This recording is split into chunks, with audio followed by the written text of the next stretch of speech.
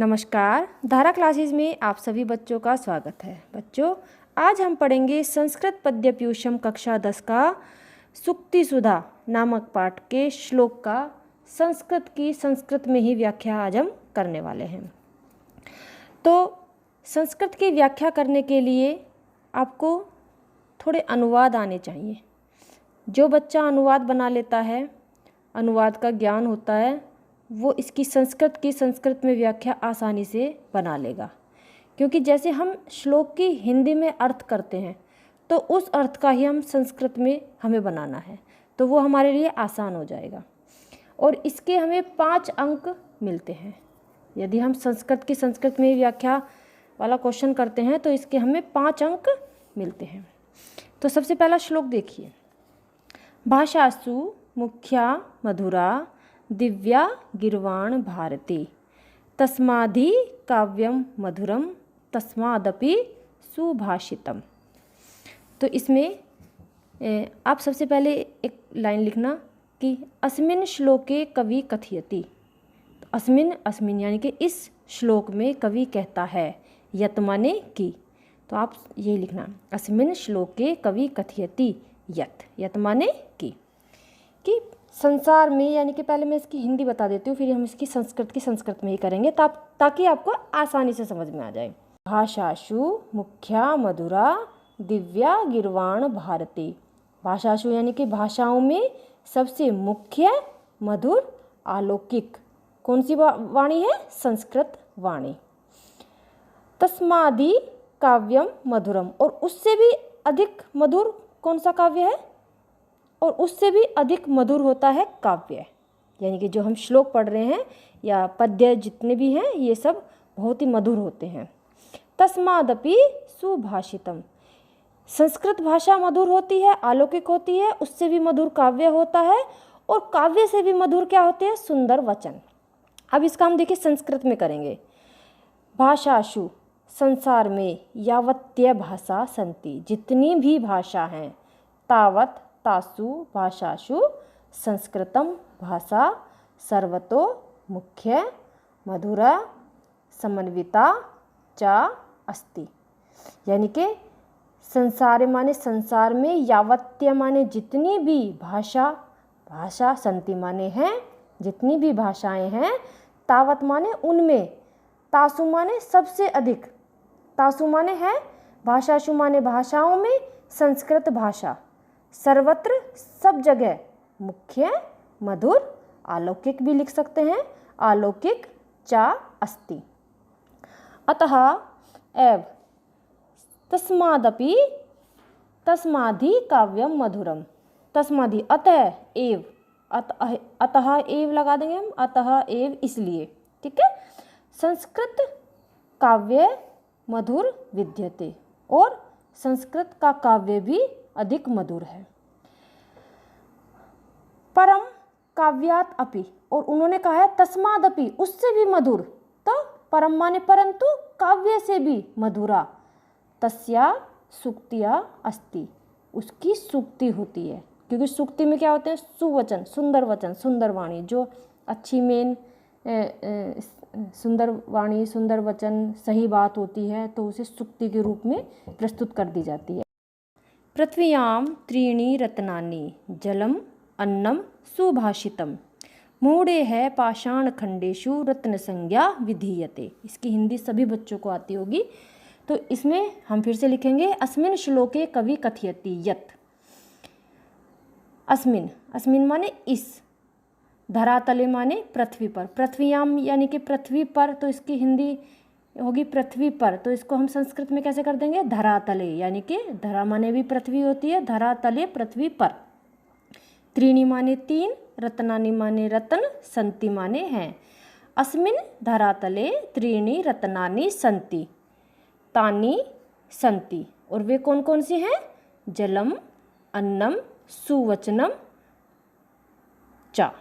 तो इसमें हम क्या लिख देंगे? तानि संति जलम अन्नम सुवचनम च, ठीक है। अब इसके आगे की संस्कृत बनाएंगे हम। मूढ़े है पाषाण खंडेषु रत्न संज्ञा विधीयते। जो मूढ़ है यानी कि जो मूर्ख व्यक्ति होते हैं, तो मूर्ख व्यक्ति को हम संस्कृत में क्या बोल देंगे? मूर्खः जनः। जो मूर्ख व्यक्ति होते हैं तू यानी कि वे तो पाषाण खंडान पत्थरों के टुकड़ों को, एव माने ही, पत्थरों के टुकड़ों को ही रत्नानि गणयति रत्न मानते हैं। ते जलम अन्नम सुवचनम च महत्वम न जानन्ति, वे अन्न जल और सुंदर वचन के महत्व को नहीं जानते। आप बहुत आसानी से इसकी संस्कृत की ही संस्कृत में व्याख्या कर देंगे। अस्मिन् धरातले त्रीणि रत्नानि सन्ति तानि सन्ति, वे हैं जलम अन्नम सुवचनम च। मूढ़े है, मूढ़े माने क्या होता है? मूर्ख।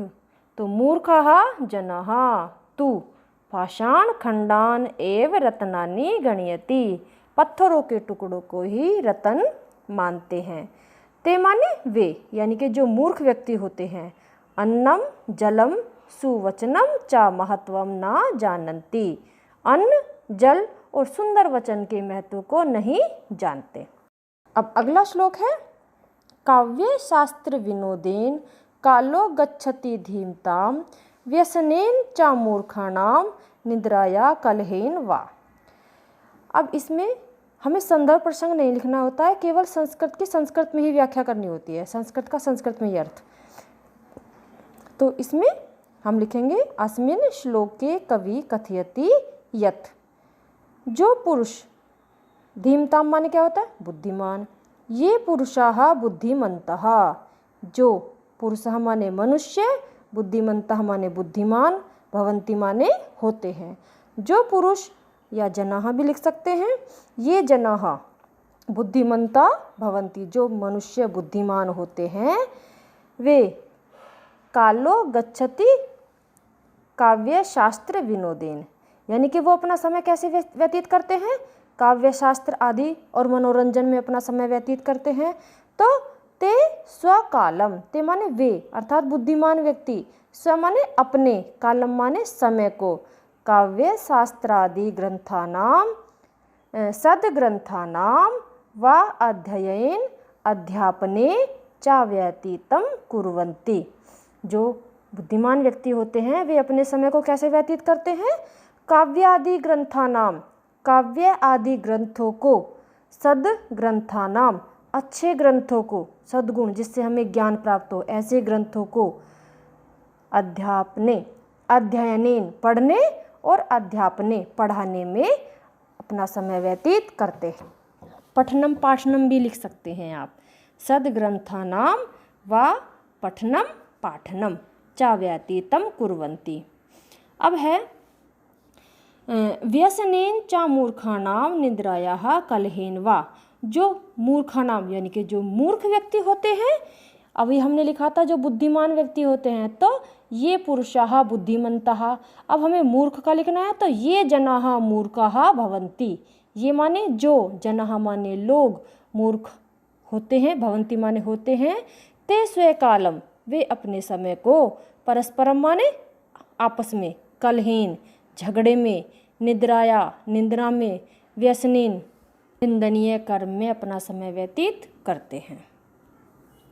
श्लोकस्तु श्लोकताम याति यत्र तिष्ठन्ति साधवः लाकारो लुप्यते तत्र यत्र तिष्ठन्तया साधवा। हम लिखेंगे सबसे पहले अस्मिन् श्लोके कवि कथयति यत्, कि श्लोकस्तु श्लोकताम याति यत्र तिष्ठन्ति साधवा।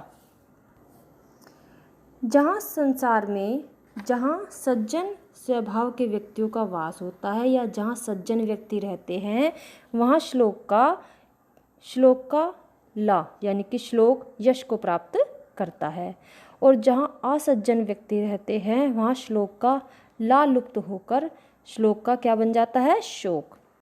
जगति यत्र सज्जनाः निवसन्ति, अस्मिन्, अस्मिन् माने इस, जगति माने संसार में, यत्र माने जहाँ, सज्जनाः माने सज्जन, निवसन्ति माने रहते हैं, तत्र श्लोकः कीर्तिम जनयति, वहाँ, तत्र माने वहाँ, श्लोक कीर्ति के लिए जाना जाता है।